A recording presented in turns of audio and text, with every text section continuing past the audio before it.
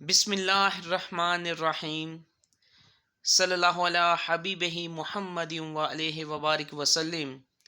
السلام علیکم ورحمۃ اللہ وبرکاتہ۔ آج آپ دوستوں کے ساتھ ایک خوبصورت واقعہ شیئر کرنے جا رہا ہوں۔ یہ مسجد نبوی صلی اللہ علیہ وآلہ وسلم کا منظر ہے، خوبصورت منظر۔ رسول اللہ صلی اللہ علیہ وآلہ وسلم نماز کے بعد مسجد میں تشریف فرما تھے۔ اصحاب گھیرا ڈال کر بیٹھ جاتے تھے، جہاں گفتگو پیاری پیاری میٹھی میٹھی ہوتی۔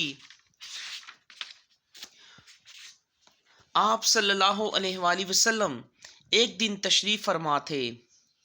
رسول اکرم صلی اللہ علیہ وآلہ وسلم نے مسجد نبوی کے ایک دروازے کی طرف دیکھا اور فرمایا، اس دروازے سے ابھی ایک جنتی اندر داخل ہوگا۔ صحابہ رضی اللہ تعالیٰ عنہ نے اپنی نظریں دروازے پر جما دیں۔ زیادہ وقت نہیں گزرا تھا، دروازے سے ایک ضعیف انصاری اندر داخل ہوئے، سلام کیا اور چپ چاپ محفل میں بیٹھ گئے۔ دوسرے دن دوبارہ محفل لگی۔ رسول کریم صلی اللہ علیہ وآلہ وسلم سوالوں کے جواب دے رہے تھے۔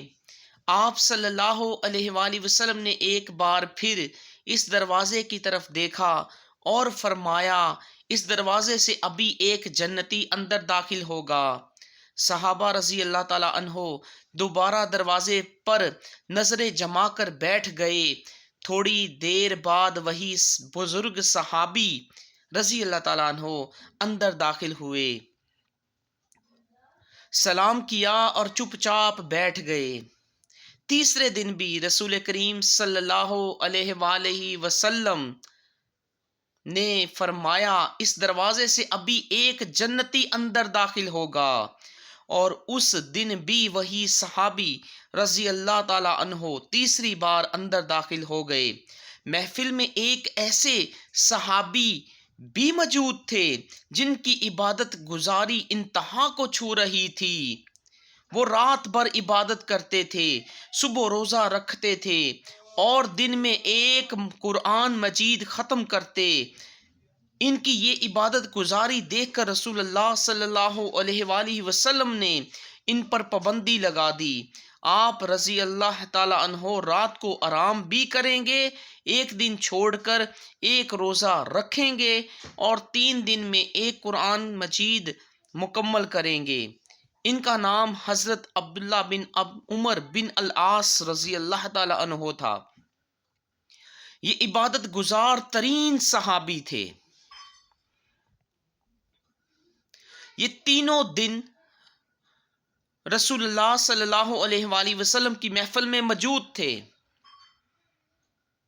یہ اس غیر معروف انصاری صحابی کے بارے میں یہ بشارت سن کر حیران رہ گئے اور انہوں نے سوچا، یہ شخص یقیناً مجھ سے زیادہ عبادت کرتا ہوگا۔ چنانچہ وہ اگلے دن اس صحابی کے گھر چلے گئے اور چند دن کے لیے مہمان بننے کی درخواست کی۔ مدینہ منورہ میں ان دنوں یہ ممکن ہی نہیں تھا کہ کوئی مہمان آئے اور صاحب خانہ اس کی میزبانی سے انکار کر دے، لہٰذا انصاری صحابی نے اپنے دروازے ان کے لیے کھول دیے۔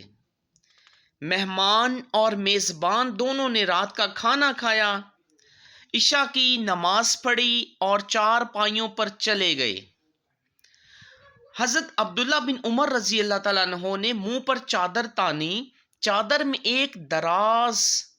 ایک درز بنائی اور چھپ کر بزرگ صحابی کی چارپائی کی طرف دیکھنے لگے۔ ان کا خیال تھا یہ بزرگ اٹھیں گے اور عبادت شروع کر دیں گے۔ بزرگ صحابی نے چادر تانی اور صبح فجر کی نماز تک مزے سے سوئے رہے۔ حضرت عبداللہ بن عمر رضی اللہ تعالی عنہ حیران رہ گئے۔ بزرگ صحابی نے فجر کی نماز ادا کی، ناشتہ کیا اور کام پر روانہ ہو گئے۔ اگلی رات آئی، حضرت عبداللہ کا خیال تھا یہ اس رات عبادت کریں گے، مگر وہ اس رات بھی عشاء کی نماز کے بعد لمبی تان کر سو گئے۔ تیسری رات آئی تو اس بار بھی یہی ہوا۔ وہ انصاری صحابی رضی اللہ تعالی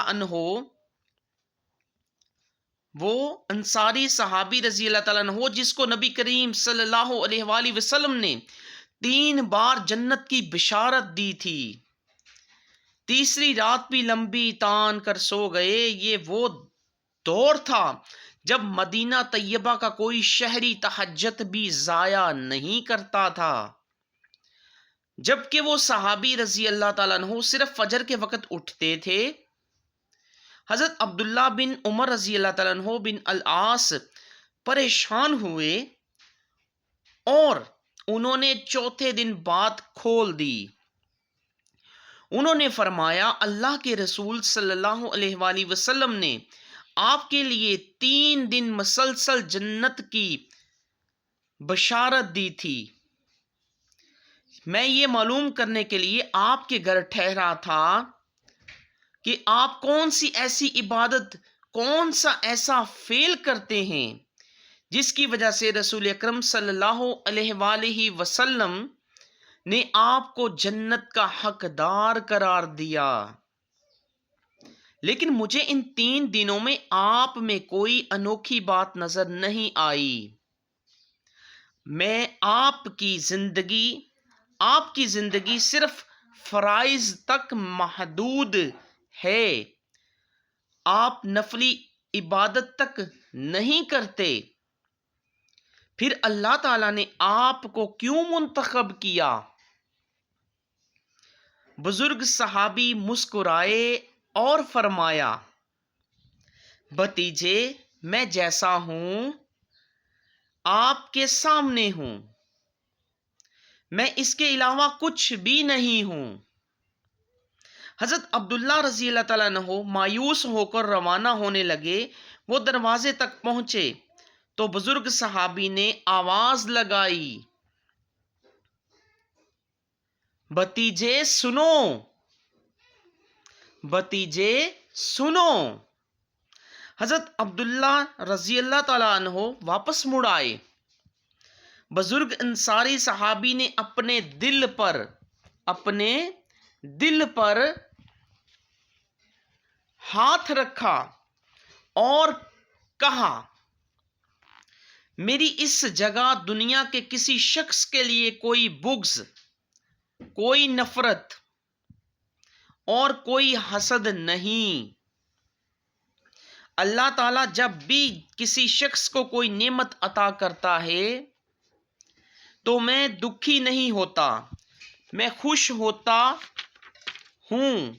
حضرت عبداللہ بن عمر بن العاص رضی اللہ تعالی عنہ نے یہ سنا تو انہیں کرنٹ سا لگا اور وہ چلا کر بولے، یہی ہے وہ، یہی ہے وہ، یہی ہے وہ۔ یعنی اصل بات یہ ہے دوستو کہ کسی کے لیے کچھ بغض، کوئی حسد، کوئی کینہ یہ دل میں نہیں ہونا چاہیے۔ سب کو معاف کر دیا جائے، سب کو محبت سے، پیار سے بلایا جائے۔ جو نعمتیں ہمارے آس پاس کے، ایک دعا ہے، بڑی خوبصورت دعا ہے جو میں اکثر مانگا کرتا ہوں، آپ دوستوں کو اچھی لگے تو آپ بھی وہ دعا مانگا کریں۔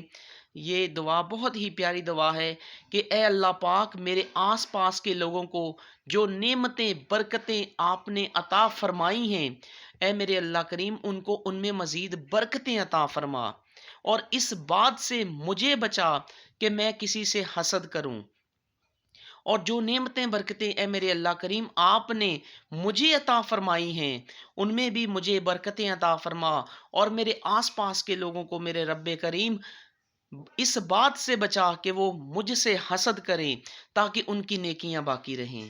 باقی اللہ کریم ہم سب کو نیکی کے کام کرنے اور نیکی کی بات سننے کی توفیق عطا فرمائے۔